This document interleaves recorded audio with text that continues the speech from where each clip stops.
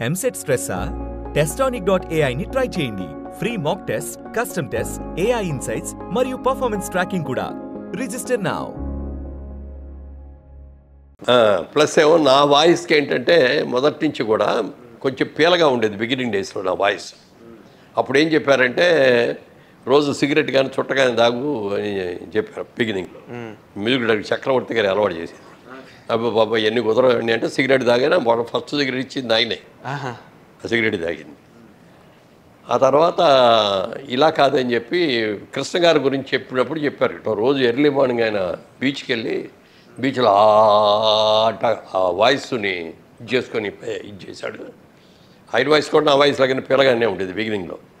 తర్వాత బాగా ఇది అయింది అనుకోండి. అన్నతప్పుడు నేను చేశాను, పొద్దున్నే బీచ్ దగ్గర వెళ్ళటం ఇవన్నీ ఎక్కడ చేస్తామని చెప్పి నేను రోజు ఒక గంట సేపు పూజ చేస్తాను.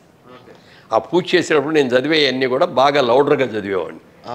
అంటే రెండు, దేవుడికి గట్టిగా చెప్పినట్టు ఉంటుంది, రెండోదేమో మన వాయిస్ ఇదవుతుంది అని.